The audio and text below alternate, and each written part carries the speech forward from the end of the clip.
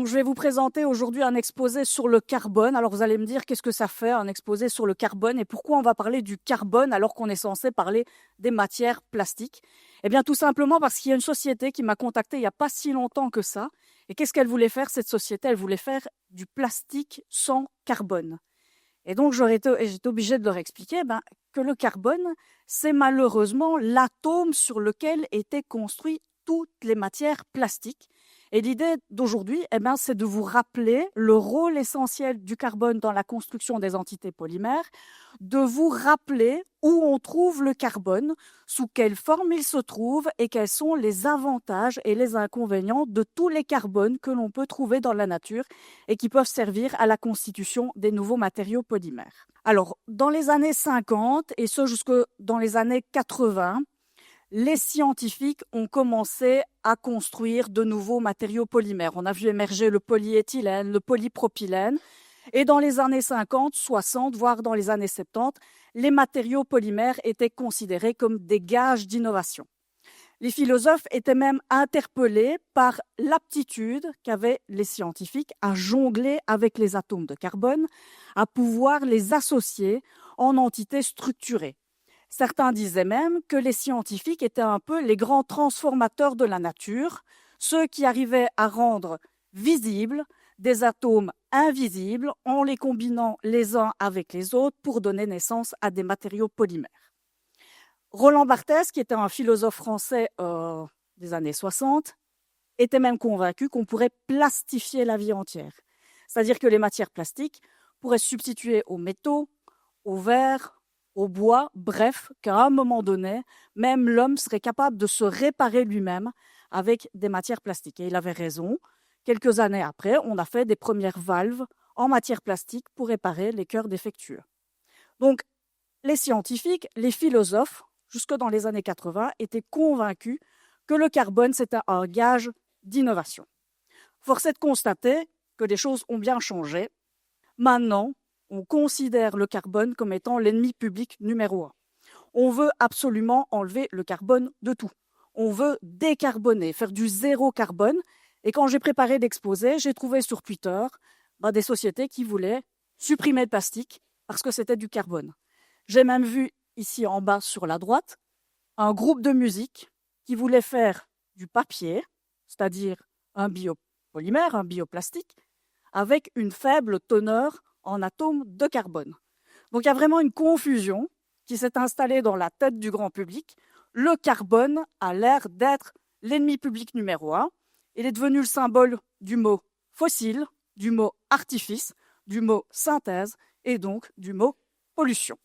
Et donc c'était un peu l'idée du jour, c'était de vous montrer qu'en fait le carbone, c'est bien un atome utile pour la construction des matériaux polymères. Et donc on va rappeler ce que c'est que le carbone. Le carbone, c'est le 4e atome le plus abondant dans l'univers. Il est présent après l'hélium, l'hydrogène, l'oxygène. C'est un atome qu'on retrouve partout dans l'univers. Le carbone, il se forme en fait au cœur des étoiles. Donc là, pendant qu'on parle les uns avec les autres, au sein des étoiles massives, on a des carbones, des atomes de carbone qui se forment par des réactions de fusion entre des atomes plus petits. Et puis c'est comme ça que naît le carbone. Quand l'étoile a fini sa vie et qu'elle explose, les atomes de carbone sont émis partout dans l'univers. Donc le carbone voyage dans l'univers, c'est un grand vagabond, et c'est comme ça qu'il arrive à se promener un peu partout et qu'il se combine parfois avec d'autres atomes.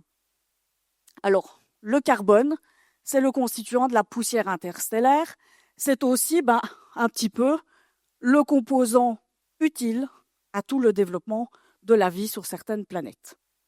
Certains philosophes comme Carl Sagan, qui était aussi un astronome, dira même qu'au fond, il y a un peu du cosmos dans chacun d'entre nous, et si ça se trouve, nous sommes même des poussières d'étoiles. Donc le carbone, c'est vraiment l'atome phare dans l'univers. Sur Terre, la situation est un peu différente. Le carbone a beau être utile à la vie sur Terre, le carbone, c'est pas un atome abondant du tout. Que du contraire, c'est vraiment un atome de second plan. Il est le 15e atome présent en termes d'abondance, bien derrière le silicium, bien loin derrière l'oxygène, l'aluminium ou même le fer. Donc ce n'est pas un atome abondant du tout. Le carbone sur Terre a une concentration, une teneur qui est restée constante. Il y a eu autant de carbone au temps des dinosaures qu'il y en a aujourd'hui, et dans 10 000 ans, il y aura toujours autant d'atomes de carbone. Sur Terre, la concentration en carbone ne change pas. Par contre, ce qui va changer, c'est la manière dont le carbone va se présenter. Alors, sur Terre, on retrouve 4 grandes formes de carbone. La forme la moins abondante, c'est ce qu'on appelle le carbone renouvelable. C'est celui qui compose tous les êtres vivants. Les humains que nous sommes, nos cheveux, nos organes, notre peau, tout ça contient des atomes de carbone renouvelables. On en trouve aussi dans les plantes, dans les animaux, dans les algues, dans les bactéries, dans les virus, bref, dans tout ce qui vit, il y a du carbone. Et comme on peut le voir, il y en a 1/1000%. Donc ce qui vit est la source la moins abondante d'atomes de carbone. Du carbone, il y en a un peu plus dans la ligne en dessous, c'est-à-dire dans les ressources fossiles. Donc tout ce qui est mort, tout ce qui est issu de la décomposition des êtres vivants, contient aussi du carbone, qu'on va appeler le carbone fossile.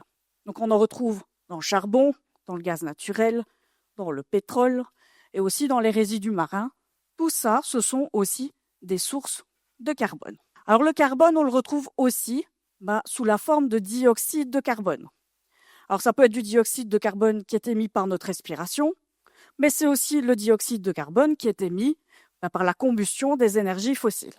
Alors ce dioxyde de carbone, il est présent dans l'atmosphère, c'est un des gaz à effet de serre, mais il est aussi présent naturellement, dissous dans les plans d'eau et dans les océans. Et puis par différence, on verra que 99,9 et quelques % du carbone présent sur Terre, il est présent sous la forme de roches. Il est emprisonné dans les sédiments.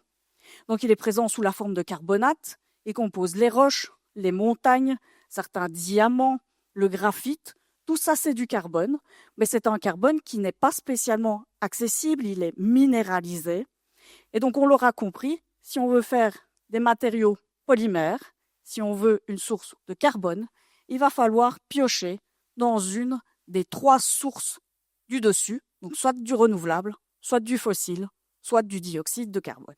Alors la particularité du carbone sur Terre, et c'est ce en quoi la Terre est complètement différente de toutes les autres planètes, c'est que sur Terre, le carbone, il circule. Il circule entre quoi? Il circule entre les êtres vivants, entre l'eau, entre les sols et entre l'air. Donc il fait des cycles avec des vitesses qui sont spécifiques. Donc ça, c'est un cycle naturel. C'est comme ça que se répartit le carbone à la surface de la Terre. Donc c'est un cycle naturel, mais on voit que l'homme a la possibilité de perturber ce cycle naturel du carbone, notamment ici, par l'utilisation de ressources fossiles. Quand on utilise des ressources fossiles pour se chauffer, pour produire de l'électricité, quand on utilise des ressources fossiles pour se déplacer, on génère du dioxyde de carbone et tout ceci perturbe le cycle naturel du carbone. Alors, il y a encore une chose qui n'est pas représentée sur le diagramme, qui est quelque chose de beaucoup plus récent, c'est que les scientifiques, depuis 5 ans environ, se concentrent sur une autre réserve de carbone qui n'apparaît pas ici. Cette réserve, elle est présente dans les sols et dans les océans. Ce sont des petites particules de carbone qui sont en fait issues de la décomposition des matières plastiques en fin de vie. Donc ça aussi, c'est susceptible de modifier le cycle du carbone. Seulement les scientifiques ne savent pas encore à l'heure actuelle de quelle manière ce réservoir supplémentaire de carbone affecte le cycle naturel du carbone, ni même à quelle vitesse. Donc le carbone, on l'aura compris, il circule sur Terre. Et une des portes d'entrée du carbone dans les systèmes vivants, c'est la photosynthèse. Donc dans la photosynthèse, qu'est-ce qu'on a? Du dioxyde de carbone qui est présent dans l'atmosphère, qui est capté par les végétaux, par certaines bactéries, et il est transformé en présence de lumière en molécules organiques, ici en l'occurrence le glucose. Ce glucose va ensuite permettre la construction des parois cellulaires. Comme les végétaux sont le premier maillon de la chaîne alimentaire, les végétaux vont être assimilés par les hommes. C'est comme ça que le carbone va circuler du monde végétal au monde animal. Et puis quand les êtres vivants vont arriver en fin de vie, ils vont se décomposer, ils vont se fossiliser. Et c'est de ces matières fossiles qu'on va pouvoir générer par voie de synthèse des composés organiques. C'est la base de la chimie organique contemporaine. Alors aujourd'hui, on sait que si on fait la combinaison des molécules naturelles qui contiennent du carbone avec les molécules artificielles qui contiennent du carbone, on arrive à un total de plusieurs dizaines de millions de molécules carbonées différentes présentes sur Terre. On pourrait se demander pourquoi il y a autant de molécules qui contiennent du carbone et pourquoi il n'y a pas de molécules qui contiennent par exemple du silicium en quantité aussi importante. C'est dû au fait que le carbone est un des rares atomes à posséder des propriétés qui sont absolument uniques. La première particularité du carbone, c'est qu'il aime bien se lier. Il ne reste pas tout seul, il forme des liaisons avec à peu près n'importe quel autre atome. Donc on dit qu'il est non exclusif, il se lie et il se lie avec à peu près n'importe quoi. Donc il se lie avec de l'hydrogène, comme dans le cadre ici du méthane, il se lie avec de l'azote, avec de l'oxygène, bref, avec n'importe quoi. Il donne naissance à des molécules qui sont linéaires ou des molécules qui ont un certain volume. Donc ça, c'est une des particularités du carbone. Il se lie avec n'importe quoi, il ne reste pas tout seul. Et donc, il donne naissance à plein de molécules différentes, qui sont réactives, plus ou moins stables, solubles dans l'eau, pas solubles dans l'eau, qui présentent une activité optique, bref, un panel de molécules qui ont parfois des propriétés différentes. Alors, une autre particularité du carbone, c'est celle-ci, c'est probablement la propriété du carbone la plus importante pour les matériaux polymères. C'est ce qu'on appelle la propriété de caténation. Alors, caténation, ça veut dire quoi? C'est la propriété qu'a un atome, et ils ne sont pas nombreux à avoir cette propriété. Il y a le carbone, le silicium et le soufre. Donc, c'est la propriété qu'a un atome à se lier avec lui-même. Le benzène, qui est ici, on le voit, les atomes de carbone en noir sont liés les uns avec les autres. On voit aussi des atomes de carbone ici reliés entre eux dans les nanotubes de carbone, qui sont parfois des additifs pour les matières plastiques. On voit aussi ici des atomes de carbone reliés entre eux, notamment dans le cadre du graphène. Et puis on voit aussi des atomes de carbone, toujours en noir, qui sont liés les uns avec les autres, notamment dans les acides gras. Donc les acides gras, c'est ce qui compose les huiles, par exemple, ou les graisses animales. Donc on voit toujours ces atomes de carbone unis les uns avec les autres. On le voit ici aussi, toujours en noir, des atomes de carbone unis les uns avec les autres dans le cadre de la cellulose. Et donc la cellulose, il y a bien des atomes de carbone dedans. Dans le papier, il y a bien des atomes de carbone dedans. Et c'est aussi cette propriété de caténation qui est mise à profit dans le cadre de la construction de tous les matériaux polymères. Dans le polystyrène, le polyéthylène, le polypropylène, dans tous ces matériaux de synthèse, il y a la propriété de caténation qui est mise en évidence. Donc on l'aura compris, pour avoir des entités qui ont une haute masse, il faut des atomes de carbone. Pourquoi? Parce que c'est le seul atome capable de se lier avec lui-même. Donc le carbone, c'est bien le roi de tous les éléments du tableau périodique, le seul qui est capable de se lier avec n'importe quel autre et de se lier aussi avec lui-même. Ça explique pourquoi il y a autant de combinaisons de molécules organiques différentes. Ça explique pourquoi le vivant a besoin du carbone pour faire des édifices structurés qui sont utiles à sa vie. Et ça explique aussi pourquoi le carbone est l'atome majeur dans le développement de la chimie organique. Alors maintenant, si on se focalise sur les matériaux polymères, on l'a vu, il y a 3 sources, il faut aller chercher du carbone. Le renouvelable, les ressources fossiles au milieu, et puis les émissions anthropiques, c'est-à-dire celles qui sont émises par l'homme, notamment le dioxyde de carbone. Ce sont donc 3 sources qui contiennent du carbone, et ces 3 sources ne sont pas équivalentes. Pourquoi? Parce que tout simplement, le taux de carbone dans chacune des sources n'est pas le même, et deuxièmement, parce que le carbone ne se présente pas sous la même forme, c'est-à-dire ils ne se présentent pas sous la forme des mêmes molécules. Alors tout d'abord, dans le renouvelable, dans tout ce qui est végétaux, qui sont souvent utilisés pour produire de nouveaux bioplastiques, ce que l'on voit, c'est qu'il y a environ 50% du poids de la matière qui est composé d'atomes de carbone. Le reste, c'est quoi? C'est de l'hydrogène, il y a beaucoup d'oxygène, beaucoup d'azote qui vient des protéines, il y a du phosphore, du soufre. Bref, le carbone est lié à plein d'autres atomes différents. Dans les végétaux, il y a déjà des polymères qui donnent au végétal une structure, une forme particulière, une hydrophobicité. Donc dans le végétal, il y a déjà des bioplastiques en soi. Il y a la chitine ou le chitosan, la cellulose, les pectines, les soies, le collagène. Tout ça, c'est déjà des matériaux polymères où la propriété de caténation du carbone est la plus développée.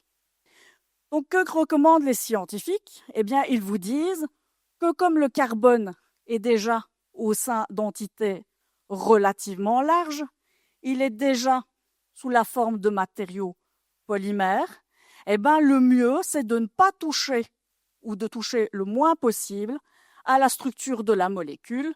Et puis, en quelques étapes, on peut avoir de nouveaux matériaux, des élastomères, des nylons, des résines époxy. On pourrait se dire, on va faire l'inverse. On va prendre ces grandes molécules, on va les couper en petits morceaux, on va tout déconstruire, on obtiendra des petites molécules et puis on va les repolymériser. Cette technique de déconstruction est un peu anti-intuitive, c'est une logique complètement contraire, on va tout déconstruire pour reconstruire après, et en général, on se rend compte qu'il faut beaucoup d'énergie pour faire ce type d'approche. Donc, que recommandent les scientifiques? Quand on travaille avec du végétal ou avec des ressources renouvelables, le mieux, c'est de conserver intacte la structure des molécules contenues dans le végétal et de tirer profit du fait que l'atome de carbone a déjà un grand bénéfice de sa propriété de caténation. Dans les ressources renouvelables, là, par contre, on est dans une logique inverse. Il y a beaucoup plus d'atomes de carbone. Dans un pétrole brut, par exemple, il y a plus de 80% du poids qui est du carbone. Et le carbone, il est lié à quoi? Il est surtout lié à des atomes d'hydrogène. Donc il y a peu d'atomes d'oxygène, il y a peu d'atomes d'azote, il y a peu d'atomes de phosphore. Généralement, on a surtout du carbone et un petit peu d'hydrogène. Ici, on est plutôt dans une logique inverse, c'est-à-dire que dans les ressources fossiles, les molécules que l'on y retrouve sont de toute petite taille. Ce qui veut dire que la logique de la conception de la plupart des plastiques pétrosourcés, elle est l'inverse. On va construire progressivement des entités de plus en plus grandes. Donc on est plutôt dans une logique de construction. Et on va venir ajouter les atomes qu'il faut pour avoir les matériaux d'intérêt, soit du chlore pour en faire du PVC, soit des atomes d'oxygène. Donc on va plutôt avoir une logique de construction qui est complètement l'inverse de la logique au départ des matières renouvelables. Et puis la troisième source d'intérêt, c'est le dioxyde de carbone. Là, on a un petit taux de carbone. Et le CO2, il peut être utilisé pour faire des nouveaux matériaux, des copolymères. On va polymériser avec autre chose. Ou bien pour faire des monomères qui vont ensuite être polymérisés. Ce que l'on remarque, c'est que dans ces matériaux, on a une grande densité en atomes d'oxygène. Donc le carbone reste lié à ces deux atomes d'oxygène comme dans le CO2. Donc c'est une stratégie, utiliser le CO2, qui permet d'avoir des polymères fonctionnels avec une haute densité en atomes d'oxygène. On le voit, il y a des atomes d'oxygène en rouge un peu partout. Donc on a 3 ressources pour aller piocher du carbone, et ces 3 ressources ne sont pas identiques, tant en termes de teneur en atomes de carbone, qu'en termes aussi de manière dont le carbone se présente au sein des molécules constitutives. Donc ça veut dire que ces 3 ressources, contrairement à ce qu'on pense, elles ne sont pas du tout interchangeables, que la logique que l'on applique à l'une ne s'applique pas forcément à l'autre, ce qui va de manière antagoniste avec ce que l'on propose souvent dans les logiques d'économie circulaire ou d'éco-design, où on se dit, au fond, une source de carbone, ça reste une source de carbone, et elles sont toutes interchangeables. Et donc le dernier volet, on l'a vu au tout début de l'exposé, c'est qu'il y a aussi un dernier réservoir de carbone. C'est celui qui est formé par les plastiques en fin de vie, qui se répandent dans l'environnement. Donc ça aussi, ça peut être une source de carbone pour faire des applications industrielles. Et c'est ce en quoi les techniques de recyclage doivent être optimisées pour recycler au maximum, non pas le plastique pour en faire des nouveaux matériaux plastiques, mais pour recycler le carbone contenu dans ces matières en fin de vie. Et on le voit ici, les scientifiques se disent que si les ressources en carbone ne sont pas équivalentes et doivent être traitées de manière individuelle, alors peut-être aussi les matériaux plastiques en fin de vie doivent être traités de manière individuelle aussi. Il ne faut pas appliquer un traitement identique en espérant que toutes les matières plastiques vont répondre de la même manière. Donc ce qu'on vous montre ici, c'est ce que certains scientifiques préconisent, c'est ce qu'on appelle le recyclage chimique. Donc dans le recyclage chimique, on va aller couper certaines liaisons spécifiques qui unissaient le carbone à d'autres atomes. On va régénérer soit des monomères que l'on va ensuite repolymériser, ou on va même produire certains gaz que l'on va pouvoir recycler, soit en nouveaux solvants, en nouveaux carburants, en nouveaux plastiques. Et donc, on va pouvoir mieux contrôler l'offre et la demande. Donc, en conclusion, qu'est-ce qu'on a vu ? Que le carbone, c'était une matière ou un atome indispensable à la vie sur Terre. C'était aussi l'atome de carbone important pour la constitution des matériaux polymères. C'est un atome qui s'associe, qui n'aime pas rester seul et qui vient de sources différentes. Donc on a vu, il y a du renouvelable, du fossile, le CO2, et puis il y a le puits de carbone qui est constitué par les matières recyclées.